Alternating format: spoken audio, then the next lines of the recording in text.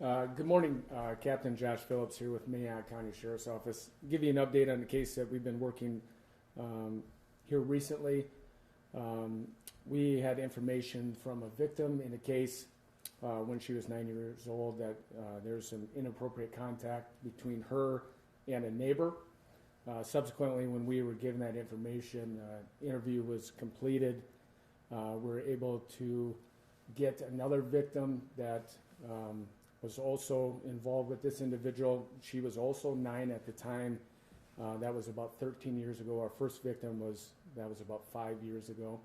And we believe the first victim that I discussed, that relationship had went on for some time. So interviews were done with everybody, even to include the suspect of this case. After that, those interviews were all completed. We did make an arrest this past Tuesday. First of Edgar, E-D-G-A-R, middle of Aaron, A-A-R-O-N, last of Messenger, M-E-S-S-E-N-G-E-R, who was a 44-year-old male from the Renner area, Renner-Sioux Falls area. The warrant was issued, and he's being charged with 2 counts of rape in the first degree and 1 count of sexual contact with a child under the age of 16. Messenger was arrested this past Tuesday near the Brandon area around 4:15. Made his first initial appearance yesterday, and his bond currently is $50,000 cash. So I can answer a few questions if you have any. Again, these 2 victims are related. Both were at the relative age of 9 years old when this occurred. One was just about 13 years ago. The other was 4 or 5 years ago. We think that one actually continued longer than just one incident.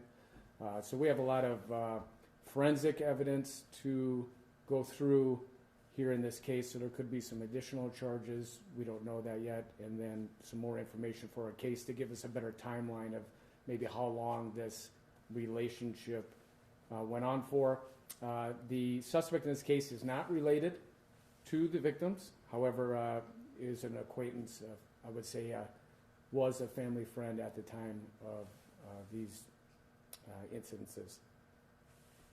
Do you think there are any other victims besides these 2? We don't know that, and so with your help today, if hopefully there is not any additional victims, but if there are, we will go to your local authority, wherever jurisdiction you live in, if you have any information that you want to provide, and that will be siphoned to the sheriff's office, or if you want to call the sheriff's office directly, and we'll get you to the appropriate individual. Okay. Then do you want others to come forward then? Yes, I mean, these are tough cases to work and tough for our victims. As you can see, just in this case, one was probably maybe 5 and the other was 13 years ago. So they get to appropriate age, unfortunately, and some of these memories maybe come up, or maybe they feel comfortable in sharing some of the stuff, and these individuals did. And so we took appropriate action and got as much info as we could. And so if anybody that's involved, whether it's with this individual or somebody else, come forward, and we'll do our best to move that case along and hopefully get some closure for those individuals. Can you expand on how this case, I guess, came to light? How did the victims know the suspect? I know it was like a family connection. Was it via phone? Was it?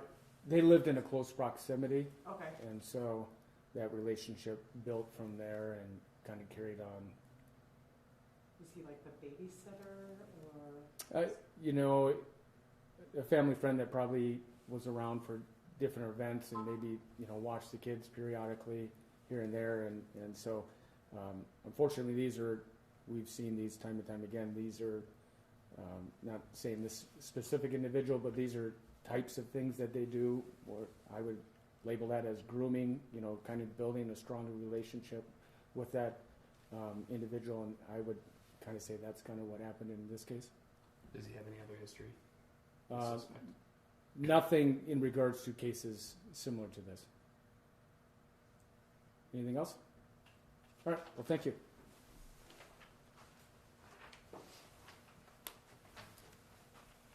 so I don't really have much on the log. Aggravated assaults are domestics. Burglaries are just reports. Matter of fact, most everything is a report. Sex offenses, one was a report, one was a sex offender, didn't change his address. Just one weapons violation, that was somebody that ended up firing a gun inside an apartment, no injuries with that. Couple of unattended deaths, but nothing suspicious, so I don't have anything unless you have any questions for me. Okay, thanks.